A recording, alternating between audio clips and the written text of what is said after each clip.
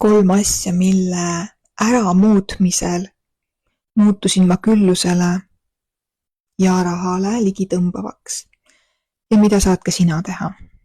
Esimene nipp on see.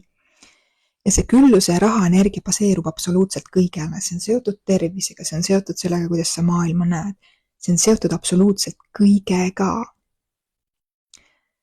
On see, et kui sa saad aru, et sa oled päriselt iseenda jumal, ei ole olemas teist jumalat kui ainult sina ise. Ja iga hetk, iga sekund, iga hingetõmme, iga mõte, iga tunne, sellega sa lood järgmist minutit oma elus.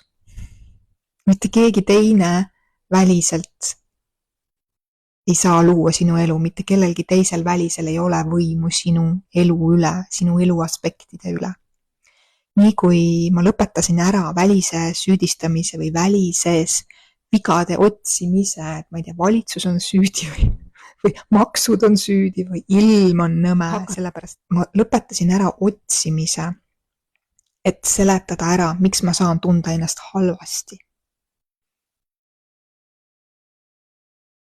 Ja selle asemel ma hakkasin ise looma kõike seda. Number 2 asi, mida muutes sa muutud koheselt küllusele ja rahale ligitõmbavaks, absoluutselt kõigele maagilisele, heale, mida sa suudad ette kujutada, on see, et kui sa tuvastad ära kõik blokeeringud, kus sa ise seisad enda külluse tee peal ees, kõik blokeeringud, mustrid, uskumused, programmid, tood need päevavalgele ja kärsatad need läbi. Kui sa tahad teada täpselt, millised programmid sul on, siis kommenteeri küllus ja ma saadan sulle lisainfo, mille video järel sa saad kohe aru, millised programmid sul on ja mis programmide tuvastamise käigus sa saad tulla enda külluse tee pealt eest ära, sa saad tulla enda külluse voolu tee pealt eest ära, sest külluse vool tahab alati voolata.